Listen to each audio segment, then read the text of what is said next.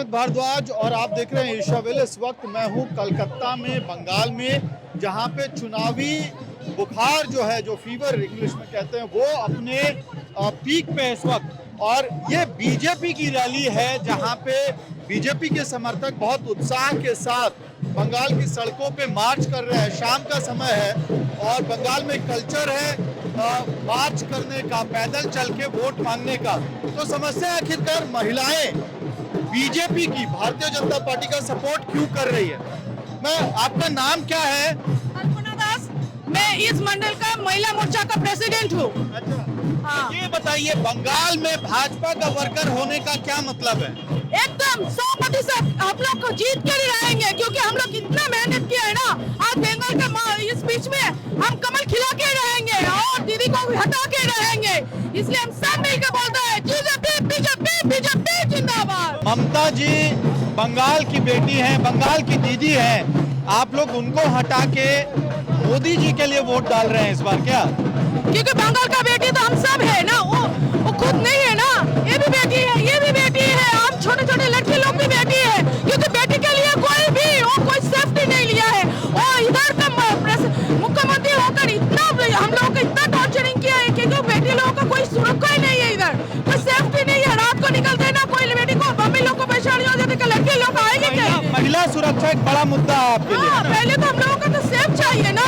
क्या आप लोगों को ऐसा लगता है कि बीजेपी के सत्ता में आ जाने से महिलाएं ज्यादा सुरक्षित रहेंगी? क्यों नहीं रहेंगे? क्योंकि हम लोग सुरक्षा है ना। जब से हम लोग काम करते हैं ना, हम रात को 2 बजे 1 बजे हम लोग जाते हैं ना, इधर से सब लोग हम लोगों को सब सेफ्टी करके हम लोग जाते हैं। बीजेपी के सब काम करते हैं। मैं आज से नहीं हूँ, 2014 से मैं काम कर रही हूँ बीजेपी के लिए। तो क्यों नहीं होगा? आप मुझे ये भी समझाइए कि इसी भारतीय जनता पार्टी की सरकार है उत्तर प्रदेश में, जहाँ हाथरस जैसी घटना होती है और रातों रात पुलिस वहाँ पे इतनी ज्यादा होती है ना कोई, क्योंकि यहाँ पर जो लोग प्रेसिडेंट है ना, जो हमारा ममता दीदी है, वो सबको उत्तर प्रदेश में आपकी सरकार है ना, उत्तर प्रदेश में आपकी सरकार है, वहीं पे हाथरस जैसी घटना होती है।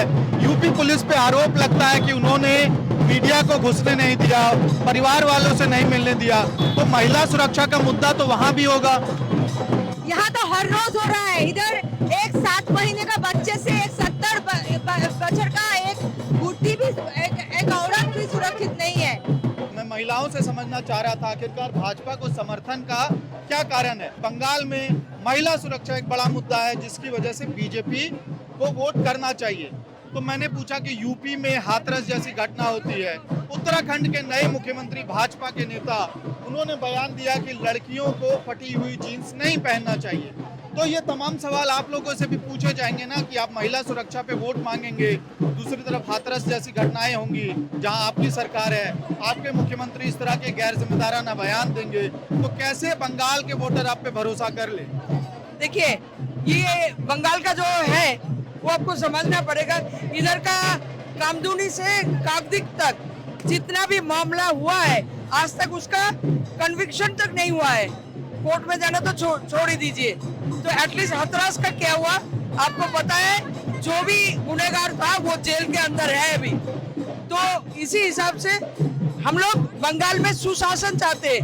महिलाओं के मुद्दे पे हो, प्रशासन के मुद्दे पे हो, रोजगारी के मुद्दे पे हो, उन्नयन के मुद्दे पे हो। केंद्र में जो बीजेपी की सरकार है, नरेंद्र मोदी जी की सरकार, वो एम्प्लॉयमेंट जनरेट नहीं कर पाई है, नौकरियां नहीं जनरेट कर पा रही है। और पिछले 40-45 सालों में सबसे ज्यादा बेरोजगारी देश में इस वक्त है।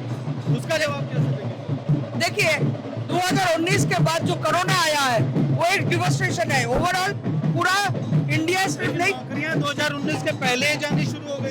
सही बात है, सही बात है। इतना बड़ा पॉपुलेशन है, पॉपुलेशन के रोजगार के बारे में किसी ने सोचा नहीं। पहली बार ये प्रधानमंत्री नरेंद्र मोदी जी आके स्किल इंडिया नामक एक चीज जो अपनाया है, मतलब घर घर में स्किल लेबर होना चाहिए, स्किल वर्कर होना चाहिए। नौकरी खुद ढूंढने लेकर आप लोग ट्रेन करेंगे, है ना? नहीं, जरूर। आप सरकारी नौकरी, आप 130 करोड़ लोगों के लिए सरकारी नौकरी। आखिरी सवाल आप लोगों से। ममता बनर्जी गैस का सिलेंडर लेके घूम रही है चुनाव की रैलियों में, महंगाई का मुद्दा उठा के। वो तो व्हीलचेयर पे भी घूम रहे हैं। मतलब उनका सरकार ऑलरेडी व्हीलचेयर में है, तो वही वो दिखा रहे व्हीलचेयर। गैस महंगा खरीद रहे हैं कि नहीं आप? नहीं, गैस 190 रुपये कम भी हो गया, और गैस के रेगुलेशन में सरकार दोनों तरफ की सरकार की है। अभी सीएस जितना केंद्रीय सरकार का बैठता है, पेट्रोल और डीजल, पेट्रोल डीजल में भी भाई जो जीएसटी क्यों नहीं बिठाने दे रहे हैं, ममता बनर्जी क्यों नहीं बिठाने दे रहे हैं? सरकार ने कहा जीएसटी अभी लाया पेट्रोल में, वहाँ तो दाम बढ़ते जा रहे हैं, टैक्स बढ़ाए जा रहे जरूर हैं। जरूर देखिए, ये जो लॉकडाउन का टाइम पे जितना फिस्कल डेफिसिट हुआ है, वो सबका कारण जो है, मेन उद्देश्य जो है, वो तो आपको देखना पड़ेगा। तो उसकी वसूली हो रही है अभी? ये वसूली नहीं, ये बैलेंसिंग बोल सकते हैं, इकोनॉमिकल बैलेंसिंग आप बोल सकते हैं। क्या नाम है आपका? सोमा घोष। तो ये थी बंगाल बीजेपी के वर्कर्स जो इस वक्त बंगाल में बीजेपी का समर्थन कर रही हैं और वोट मांग रहे हैं भाजपा और नरेंद्र मोदी के चेहरे पे। आप देखते रहिए एशिया।